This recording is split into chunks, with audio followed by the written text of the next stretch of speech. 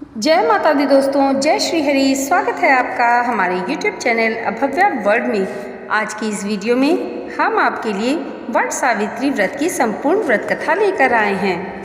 व्रत कथा शुरू करने से पहले जान लेते हैं वट सावित्री व्रत का शुभ मुहूर्त। ज्येष्ठ अमावस्या तिथि का प्रारंभ 5 जून बुधवार शाम 7:54 से ज्येष्ठ अमावस्या तिथि का समापन 6 जून गुरुवार शाम 6:07 पर होगा। इसलिए उदया तिथि को ध्यान में रखते हुए वट सावित्री का व्रत 6 जून दिन गुरुवार को किया जाएगा।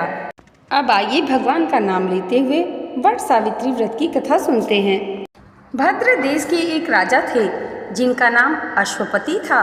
भद्र देश के राजा अश्वपति की कोई संतान न थी। उन्होंने संतान प्राप्ति के लिए मंत्रोच्चारण के साथ प्रतिदिन 1 लाख आहुतियाँ दी।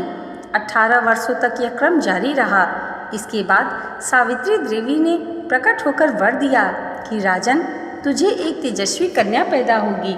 सावित्री देवी की कृपा से जन्म लेने के कारण से कन्या का नाम सावित्री रखा गया। कन्या बड़ी होकर बेहद रूपवान हुई।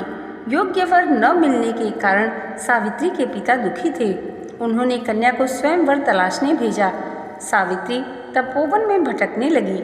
वहाँ साल्व देश के राजा ध्रुमसेन रहते थे, क्योंकि उनका राज्य किसी ने छीन लिया था। उनके पुत्र सत्यवान को देखकर सावित्री ने पति के रूप में उनका वरण किया। ऋषि राज नारद को जब यह पता चला तो वह राजा अश्वपति के पास पहुँचे और कहा कि हे राजन, यह क्या कर रहे हैं आप? सत्यवान गुणवान है, धर्मात्मा हैं और बलवान भी हैं, पर उनकी आयु बहुत छोटी है। वह अल्पायु हैं। 1 वर्ष के बाद ही उसकी मृत्यु हो जाएगी। ऋषि राज नारद की बात सुनकर राजा अश्वपति घोर चिंता में डूब गए। सावित्री ने उनसे कारण पूछा तो राजा ने कहा, पुत्री, तुमने जिस राजकुमार को अपने वर के रूप में चुना है वह अल्पायु है। तुम्हें किसी और को अपना जीवन साथी बनाना चाहिए। इस पर सावित्री ने कहा कि पिताजी, आर्य कन्याएं अपने पति को एक बार ही वरण करती हैं।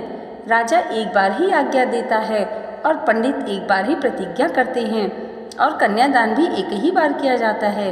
सावित्री हठ करने लगी और बोली, मैं सत्यवान से ही विवाह करूंगी। राजा अश्वपति ने सावित्री का विवाह सत्यवान से कर दिया। सावित्री अपने ससुराल पहुंची, सास ससुर की सेवा करने लगी। समय बीतता चला गया। नारद मुनि ने सावित्री को पहले ही सत्यवान की मृत्यु के दिन के बारे में बता दिया था। वह दिन जैसे जैसे करीब आने लगा, सावित्री अधीर होने लगी। उन्होंने 3 दिन पहले से उपवास शुरू कर दिया। नारद मुनि द्वारा कथित निश्चित तिथि पर पितरों का पूजन किया। हर दिन की तरह सत्यवान उस दिन भी लकड़ी काटने जंगल चले गए। साथ में सावित्री भी गईं। जंगल में पहुंचकर सत्यवान लकड़ी काटने के लिए एक पेड़ पर चढ़ गए।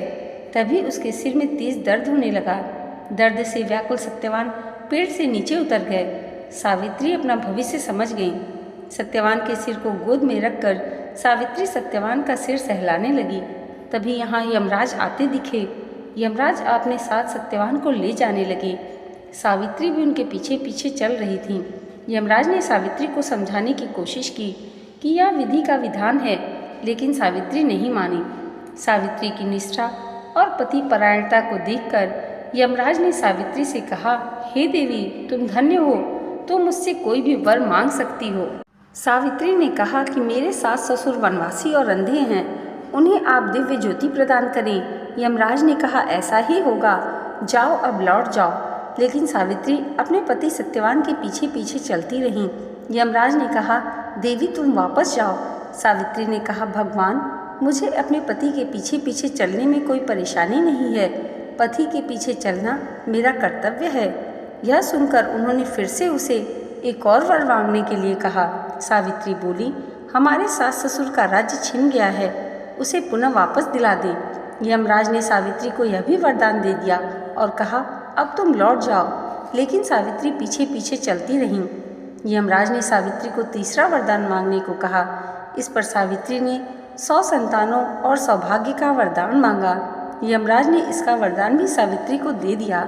सावित्री ने यमराज से कहा कि प्रभु, मैं एक पतिव्रता पत्नी हूँ और आपने मुझे पुत्रवती होने का आशीर्वाद दिया है।